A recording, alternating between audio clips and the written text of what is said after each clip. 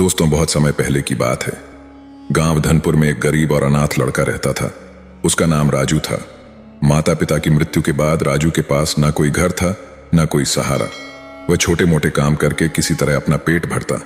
कभी वह किसी के खेत से घास काटता तो कभी किसी की भैंस चराता। लोग उसे काम के बदले खाने के लिए कुछ रोटियां दे देते और यही उसका गुजारा था। रात को वह गांव के पुराने मंदिर के बाहर सो जाता। ठंडी हवा में सिकुड़ते हुए वह आसमान के तारों को देखता और सोचता, क्या मेरी जिंदगी कभी बदलेगी? एक दिन गांव के लोगों के ताने सुनते सुनते राजू ने ठान लिया कि अब वह यहां नहीं रहेगा। उसने सोचा, अगर किस्मत बदलनी है तो मुझे अपने गांव से बाहर जाना होगा। उसी रात वह गांव के छोटे से रेलवे स्टेशन पहुंचा। जेब में एक पैसा नहीं था, लेकिन दिल में बड़े सपने थे। वह बिना टिकट मालगाड़ी में छिपकर शहर की ओर चल पड़ा। शहर के बड़े रेलवे स्टेशन पर उतरते ही राजू को एहसास हुआ कि यह जगह उसके गांव से बहुत अलग है। चारों ओर भीड़ थी, लेकिन किसी के पास किसी के लिए समय नहीं था। भूख से बेहाल वह स्टेशन के एक कोने में बैठ गया। थोड़ी देर बाद एक कुली ने उसे वहां बैठे देखा। कुली ने उसके पास आकर कहा, अरे बच्चे, यहां ऐसे क्यों बैठे हो? राजू ने धीरे धीरे अपनी कहानी कुली बताई। कुली ने उसे सहानुभूति भरी नजरों से देखा और कहा, बेटा, इस शहर में कोई तुम्हें मुफ्त में कुछ नहीं देगा। अगर जीना है तो मेहनत करनी होगी। दुनिया में मेहनत करने वालों की ही कद्र होती है। राजू ने धीरे से पूछा, लेकिन मैं क्या कर सकता हूं? मेरे पास न पैसा है न कोई काम। कुली मुस्कुराया और बोला, तुम भी कुली का काम क्यों नहीं करते? यहां हर कोई अपनी किस्मत खुद बनाता है। भगवान भी उसी की मदद करता है जो खुद अपनी मदद करता है। कुली की बात मानकर अगले दिन से राजू ने कुली का काम शुरू कर दिया।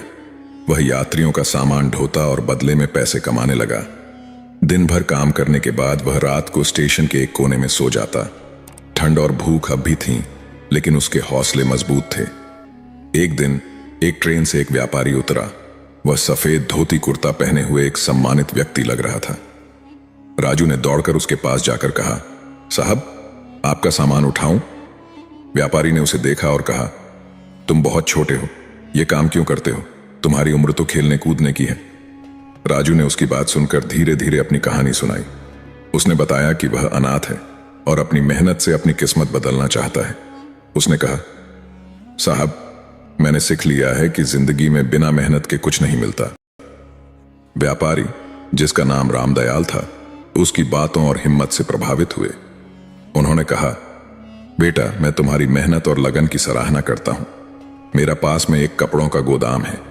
अगर तुम काम करना चाहते हो तो मेरे साथ चलो। मैं तुम्हें अच्छा काम और पैसा दूंगा। व्यापारी की बात सुनकर राजू की आंखों में खुशी के आंसू थे। उसने हाथ जोड़कर कहा, साहब, आपने मेरी जिंदगी बदल दी। रामदयाल मुस्कुराए और बोले, यह तुम्हारी मेहनत का फल है बेटा। हो सकता है भगवान ने मुझे तुम्हारी मदद के लिए भेजा है। राजू व्यापारी के साथ अब गोदाम में काम करने लगा। वह कपड़ों की पैकिंग करता, ग्राहकों से डील करता और हर काम ईमानदारी से करता। उसकी मेहनत और लगन देखकर रामदयाल बहुत खुश हुए। कुछ सालों में राजू ने गोदाम के हर काम में महारत हासिल कर ली। अब उसकी उम्र 25 साल की हो चुकी थी। उधर रामदयाल 60 साल के हो गए थे। एक दिन उन्होंने राजू से कहा, बेटा, अब तुम अपने काम में माहिर हो गए हो। अब समय आ गया है कि तुम खुद का व्यापार शुरू करो। मैं तुम्हारी मदद करूंगा। रामदयाल की मदद से राजू ने कपड़ों की एक छोटी दुकान खोली। उसने अपनी ईमानदारी और मेहनत से दुकान को सफल बना दिया। धीरे धीरे उसका काम बढ़ने लगा। कुछ सालों में उसने रामदयाल का कर्ज भी चुका दिया। आज राजू एक सफल व्यापारी है।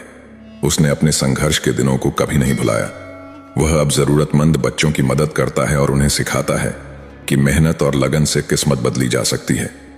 दोस्तों, यह कहानी हमें यह सिखाती है कि हमारी किस्मत हमारे अपने हाथों में होती है, चाहे हालात कितने भी मुश्किल क्यों ना हो। अगर हम मेहनत और ईमानदारी से अपने लक्ष्य की ओर बढ़ें तो सफलता जरूर मिलती है। किस्मत बदलने के लिए भाग्य पर निर्भर रहना पर्याप्त नहीं है। भगवान भी उसी की मदद करता है जो खुद अपनी मदद करता है। राजू ने अपने जीवन के संघर्षों को न सिर्फ स्वीकार किया, बल्कि उनसे लड़ते हुए अपनी एक नई राह बनाई।